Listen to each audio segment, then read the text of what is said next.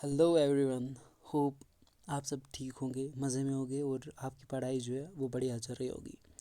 तो आज जो हम बात करने वाले हैं that is determination of urinary protein. जो पहले वाला लेक्चर था इसका यूरिन के बारे में, तो उसमें हमने ऑर्डर देखा, उसमें नया अपीयरेंस देखी हमने, उसमें हमने स्पेसिफिक ग्रेविटी के बारे में बात की, दैट इज़ फिज़िकल।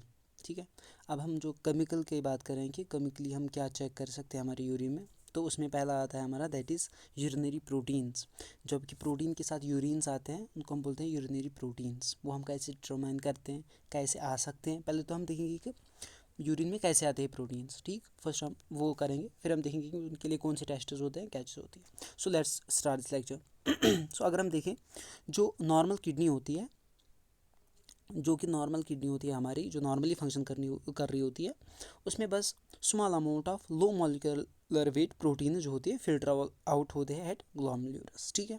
तो हाँ, सॉरी फॉर द पास, मैं आपको कहना चाहूँगा अगर कोई नोट्स बनाना चाहेगा तो आप बना लीजिए, ठीक, पॉज करके important points. The glomerular membrane prevent the passage of the high molecular weight protein such as albumin and gamma globulin. तो हम बोल रहे हैं कि जो ग्लोमेरुलर मेम्ब्रेन होता है, ये नेफ्रॉन की बात हो रही है वहाँ पे जहाँ पे फिल्ट्रेशन होती है, तो वो क्या करता है, जो ग्लोमेरुलर मेम्ब्रेन होता है हमारा, वो प्रिवेंट करता है passage of high molecular proteins. वो हाई मॉलिक्यूलर प्रोटीन्स को फिल्टर नहीं करता, मतलब यूरिन के साथ नहीं भेजता। ठीक है। तो फिर क्या होता है, आफ्टर फिल्ट्रेशन क्या होता है, जो मोस्ट ऑफ द प्रोटीन्स होते हैं वो ट्यूब्यूल्स से जो रिअब्जॉर्ब हो जाते हैं, मतलब वो ब्लड में वापस जाते हैं, यूरिन के साथ नहीं आते। तो हम ये कहते हैं कि about less than 150 mg proteins जो है पर 24 आवर्स जनरली एक्सक्रीट होते हैं। मतलब अगर हम देखें 24 आवर में जो मतलब नॉर्मल ह्यूमन यूरिनेट करता है उसमें 150 mg ऑफ प्रोटीन निकल सकता है बाहर। ठीक है। जो कि जो केमिकली हमें डिटेक्ट नहीं होता। ठीक है। मतलब अगर किसी को एक्सक्रीट हो रहे हैं 150 mg और वो मतलब दैट इज़ नॉर्मल, अगर वो टेस्ट करा रहा है किसका, यूरिनरी प्रोटीन का, तो उसका टेस्ट नॉर्मल आएगा। ठीक है। क्योंकि ये जो है 150 mg ये डिटेक्ट नहीं होते हमारे केमिकल मेथड से। सो हम कहते हैं कि जो रिनल ट्यूब्यूल्स है वो सिक्रेट करते हैं एक म्यूकोप्रोटीन। ठीक है। उसको हम बोलते हैं टैम हॉर्सफॉल प्रोटीन। ये इंपॉर्टेंट है, आप याद रख लीजिए या आप नोट डाउन कीजिए। The protein is normally excreted in the urine. तो अब अगर कोई क्वेश्चन पूछेगा कि आप मुझे बोलो कौन सा प्रोटीन यूरिन के साथ एक्सक्रीट होता है, तो आप बोलोगे टैम हॉर्सफॉल प्रोटीन। ठीक है। There are two main mechanisms by which proteinuria can occur. तो अब हम देखते हैं कि चलो हमने कहा कि लेस देन 150 mg नॉर्मली आ जाता है, दैट इज़ नॉर्मल। अब हम कहते हैं कि फिर पैथोलॉजिकल कंडीशंस क्या है, तो हम कह सकते हैं कि दो मैकेनिज्म्स है जिनकी वजह से प्रोटीन यूरिया के साथ आ सकता है एबनॉर्मली। वो कैसे कैसे, एक तो आ सकता है दैट इज़ जो कि यहाँ पे हम जिसको हम बोलते हैं ग्लोमेरुलर डैमेज हो। ठीक है। जो हमारा नेफ्रॉन होता है, जो उसका ग्लोमेरुलर पार्ट होता है वो डैमेज हो जाए, तो उस टाइम पे क्या आ सकता है, उस टाइम पे प्रोटीन्स आ सकते हैं यूरिन के साथ। या क्या प्रॉब्लम हो, या डिफेक्ट हो किसमें, in reabsorption process of the tubules. हमने कहा कि जो फिर प्रोटीन है वो ट्यूब्यूल्स में रीअब्जॉर्ब होता है। अब अगर ट्यूब्यूल्स में ही कोई डैमेज है तो ओब्वियसली जो कि जब फिर वो रेअब्जॉर्ब नहीं कर पाएंगे तो वो यूरिन के साथ आ जाएगा। ग्रेट। और इन ग्लोमेरुलर डैमेज जो कि हमने कहा the capillary valves become more permeable. Means कि अगर जो हमारा ग्लोमेरुलस होता है अगर वो डैमेज हो रखा है, ठीक है, तो उसकी जो वॉल्व्स है वो ज़्यादा परमेएबल बन जाती है। मतलब अगर जो वो सिर्फ 150 ग्राम्स ऑफ प्रोटीन्स को छोड़ रही थी, वो भी लो मॉलिक्यूलर वेट की वजह से वो उसको छोड़ रही थी टैम हॉर्सफॉल प्रोटीन को, बट अब जब वो डैमेज हो गई है तो अब वो एबनॉर्मली प्रोटीन्स को भेज रही है ना बाहर यूरिन के साथ। ठीक है। तो इसमें क्या होता है, जो लार्ज मॉलिक्यूल वेट प्रोटीन्स होते हैं mainly albumin are passed in the urine. तो फिर हम क्या कहते हैं कि the presence of protein may be the first sign of serious problem. तो अब अगर किसी को हमें दिखे कि इसके जो है यूरिन के साथ प्रोटीन आ रहे हैं तो ये एक सीरियस प्रॉब्लम है। ठीक है। However it is necessary to find out, तो ये तो हम फिर ज़रूरी बात है, ये हमें नेसेसरी होता है फाइंड आउट करने के लिए, क्लिनिकल कंडीशंस के लिए, पैथोलॉजिकल कंडीशंस के लिए। बट इसमें हमारे 3 टाइप्स आता है। ठीक है। इसके बाद ही हम फिर डिस्कस करेंगे कि कैसे डिडक्ट करते हैं, लेकिन पहले तो हमें थोड़ा बेसिक पता होना चाहिए ना। तो हम कहते हैं कि इसमें क्या होता है, एक तो होता है रेनल, फिर आता है रेनल और फिर आता है पोस्ट रेनल। ठीक है। ये टर्म्स आगे जो है वो हम इलाबोरेट करेंगे। Okay. So some of the conditions associated with the glomerular proteinuria that is renal conditions. Renal word जहाँ पे भी आप सुनोगे तो आपको ये दिमाग में लाना है कि किडनीज के रिलेटेड है, ठीक है।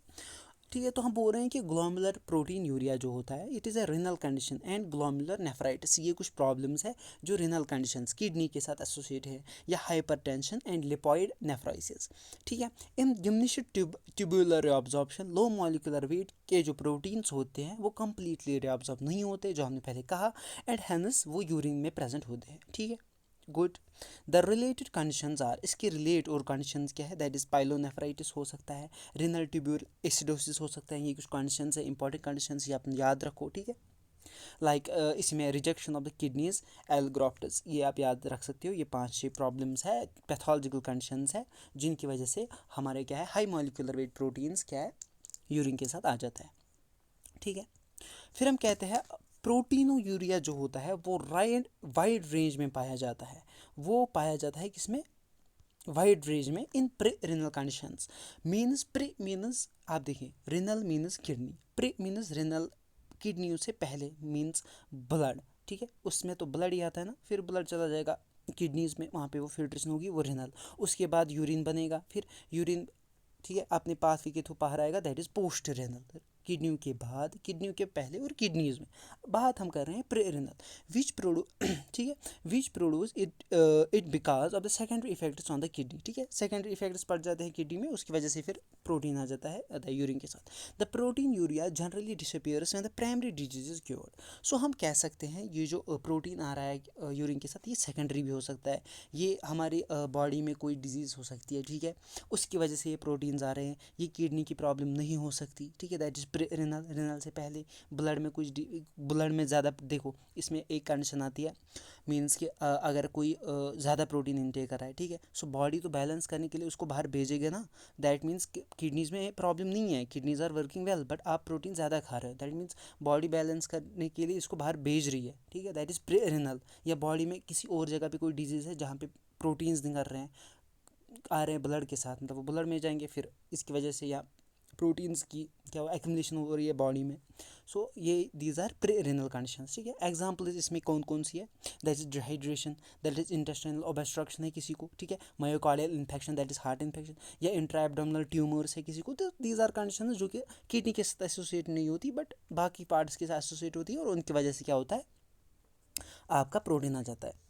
Good. Now in post renal conditions, अब हमने कहा पोस्ट रिनल, अब किडनी से मतलब जब अब किडनीज में बना, किडनी जब ठीक है, अब पाथ कौन सा है, यूरिनरी ट्रैक जो भी है किडनी से मतलब फिर वो यूरिनरी ब्लेडर में आ जाएगा, ठीक है, यूरिथ्राई से बा, तो ये फिर पोस्ट रिनल कंडीशंस में प्रोटीन्स में भी एडिड टू द यूरिन, अब यूरिन तो बन गया, ठीक है, वो अच्छा है, वहाँ पे किडनीज अच्छी तरीके से मतलब सारे जो है रिएब्जॉर्प्शन हो रही है अच्छे से, ट्यूबुलर रिएब्जॉर्प्शन हो रही है ठीक से, बट क्या हो रहा है, प्रोटीन्स ऐड हो रहे हैं यूरिन में, ठीक है, कहाँ पे हो रहे हैं, as it passes along the urinary tract, ठीक है, lesions of the renal pelvis या ब्लेडर प्रोस्टेट या ट्यूमर्स हो सकते हैं, and urethra can lead to such conditions. Good. अब हमें कोई नोट करना है पे नोट, मतलब इंपॉर्टेंट पॉइंट है, the urine should be clear, if it is turbid it is necessary to centrifugate. So अब ये कह रहा है कि जो हमारा यूरिन है ये क्लियर होना चाहिए, ये टर्बिड नहीं होना चाहिए, ठीक है, अगर ये टर्बिड है तो हमें इसे सेंट्रीफ्यूग करना पड़ेगा, किस लिए कि ताकि हम फिर सुपरनेटेंट जो होता है वो अलग करें, जो सेडिमेंट नीचे रहती है उसकी सेल्स वेल्स, फिर उनको चेक वेक करें और हम देखें कि सेल्स की क्या कितनी कंसंट्रेशन है।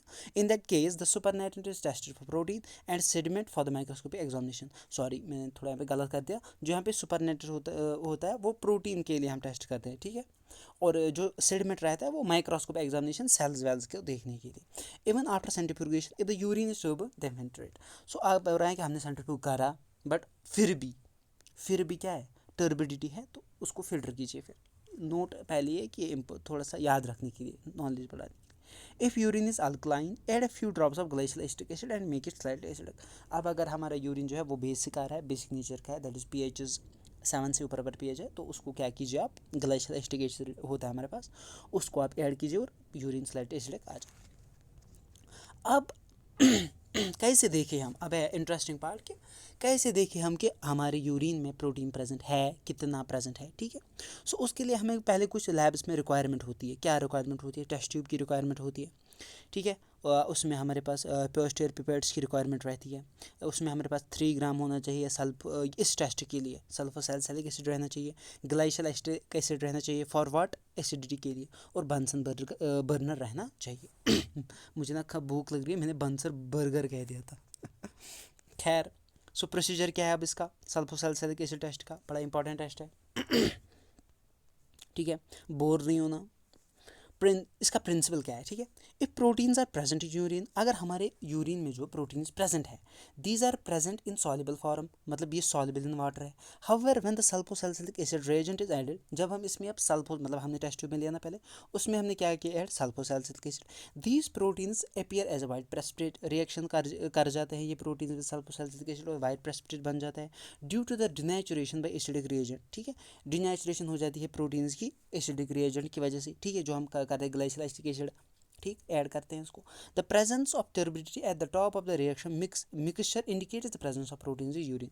अब जब आप ये टेस्ट कर रहे हो, आपने क्या देखा कि जो ये आपका टेस्ट ट्यूब है, इसके ऊपर जो है, मतलब इसकी ऊपर की सतह पर आपको दिख रहा है कि टर्बिडिटी आ रही है आपको वहाँ पे, तो आपको एक इंडिकेशन मिल जाती है कि हाँ इसमें प्रोटीन प्रेजेंट है। सो अब आपको क्या करना है, ट्रांसफ़र कीजिए 3 to 4 ml of centrifugal urine to a small test tube. ठीक है, पहले तो सेंट्रीफ्यूग कीजिए यूरिन को, फिर उसको किस में डालिए, स्मॉल टेस्ट ट्यूब में। Add 2-3 drops of sulfosalicylic acid on the top of the specimen. अब जो आपने क्या किया, अब आपने वो ड्रॉप, आप उसमें ड्रॉप 2-3 आपको सल्फोसैलिसिलिक एसिड के डालने हैं। Observe for turbidity after 5 minutes, मतलब रिएक्शन 5 मिनट में हो जाएगी, वो 1 मिनट में, 2 मिनट में, 3 मिनट, 4 मिनट में, 5 मिनट में रिएक्शन हो जाएगी। आपको टर्बिडिटी दिखेगी, आपको पता चल जाएगा हाँ इस पेशेंट में प्रोटीन यूरिया है। ऑब्जर्वेशंस क्या है, मतलब अब आप कैसे ऑब्जर्व करोगे, अगर no formation of turbidity at the upper portion of urine, protein absent है। Formation of turbidity, protein present है। If proteins are present, grade the result, आपके पास मतलब एक वो ग्रेडिंग स्केल होती है, उससे आपको पता चल जाता है। ग्रेट, चलिए दूसरा टेस्ट इसके लिए, इसको हम इसको और एक नाम है प्रोसीजर भी, दैट इज हीट टेस्ट, इसको और एक नाम देते हैं हम, acetic acid, heat and acetic acid test इसको बोलते हैं। ठीक है, सो इसका प्रिंसिपल क्या है, वो तो था सल्फोसैलिसिलिक एसिड टेस्ट। ठीक है, इंपॉर्टेंट टेस्ट है। प्रिंसिपल, इसका प्रिंसिपल क्या है, किस बेसिस पे वर्क करता है। A proteins are present in the urine due to the heating, these are denaturate and their specific structures get disrupted. अब हम बोल रहे हैं कि अब यूरिन का सैंपल लेते हैं, उसको हम बंसन बर्नर से हीट करते हैं। अगर हमारे यूरिन में प्रोटीन प्रेजेंट होंगे तो हीट की वजह से वो डिनेचर हो जाते हैं। ठीक है, तो उससे क्या हो जाते हैं, एज देयर स्पेसिफिक, तो हम बोलते हैं कि हीट की वजह से वो प्रोटीन्स डिनेचर हो जाते हैं, और ये जो डिनेचर्ड प्रोटीन्स होते हैं वो कैसे अपेयर होते हैं हमें, वो वाइट प्रेसिपिटेट्स अपेयर होते हैं। द प्रेजेंस अब जो होती है, द प्रेजेंस ऑफ टर्बिडिटी, ठीक है, indicates the presence of proteins urea. जैसे सल्फोसैलिसिलिक एसिड में क्या होता था, उसमें भी हमारी टर्बिडिटी आ जाती थी, और उसकी वजह से हमें पता चलता था कि इसमें प्रोटीन है, और सेम यहाँ पे भी होता है। जब हम क्या करते हैं, जब हम आप ऐसे मतलब थोड़ा सा इमेजिन करो, टेस्ट में आपके है यूरिन, ठीक है। आपको अब क्या करना है, थोड़ा सा यहाँ पे नहीं लिखा है, वो ऐड कर देता हूँ मैं, कि आपको टिल्टेड रखना पड़ता है आपका टेस्ट ट्यूब। ठीक है, फिर आपको क्या करना पड़ता है, अपर पार्ट को हीट करनी पड़ती है। यूरिन प्रेजेंट होता है, मीन्स आपको 4-5 ml है उसमें यूरिन, बट आप थोड़ा सा टिल्टेड रखते हो ऐसे। ठीक है, आप देखो, आप थोड़ा सा जो है टेस्ट ट्यूब को ऐसे टिल्टेड रखते हो, ऐसे आप टिल्टेड रखते हो टेस्ट ट्यूब को, और आप इस पार्ट को हीट देते हो अपर की तरफ। ठीक है, और ये जो बिलो वाला पार्ट होता है ना, ये एक्ट करता है एज कंट्रोल, ये एक्ट करता है एज कंट्रोल। ये जो पार्ट नीचे वाला पार्ट होता है, ये एक्ट करता है एज कंट्रोल। आप यहाँ पे हीट देते हो, और आप जब हीट देते हो तो मतलब सीधी सी बात है, वो डिनेचर हो जाती है प्रोटीन्स, और क्या हो जाता है, वो टर्बिडिटी शो करता है। सो अब इसका करने का तरीका क्या है, तो अब हम बोलते हैं आपको क्या करना है, प्लेस करना है 5 to 10 ml urine in a clean test tube. ठीक है, बॉयल द अपर पोर्शन, तो आप बोलने ही वाला था ये भी बेचारा, तो आप क्या करना था, बॉयल द अपर कीजिए। ठीक है, इफ टर्बिडिटी डेवलप्स, आपको क्या करना है, अगर टर्बिडिटी आ गई तो आपको ग्लेशियल एसिटिक एसिड भी ऐड, इसमें ऐड 1-2 ड्रॉप्स ऐड करना है, इसलिए हमको इसको बोलते हैं acetic acid, heat acetic acid test भी इसको बोलते हैं। फिर क्या करना है, if the turbidity is due to the phosphate, अगर टर्बिडिटी थी ना फॉस्फेट्स की वजह से, तो वो क्लियर हो जाएगी। जब देखिए, बहुत ही अच्छा पॉइंट है, टर्बिडिटी आ गई आपको हीट की वजह से। ठीक है, जब आपने ऐड किया ना ग्लेशियल एसिटिक एसिड इसमें, अगर वो टर्बिडिटी फॉस्फेट प्रेसिपिटेशन की वजह से थी तो वो गायब हो जाएगी। अगर वो गायब नहीं हुई, दैट मीन्स उसमें क्या प्रेजेंट है, protein. Good. Observation after boiling the specimen, क्या है ऑब्जर्वेशन हमारी, no turbidity, protein is absent.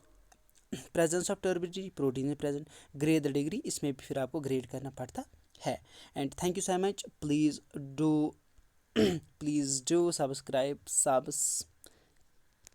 चलो पहुँचेगा नहीं यहाँ पे, प्लीज़ डू सब्सक्राइब। और अगर कोई भी गलती हो गई हो तो प्लीज़ आप कमेंट्स में बताना और ख़ुद भी वो ठीक कर लेना। बाकी love you all, keep growing, keep studying, ठीक है, focus on your studies, bye bye, love you.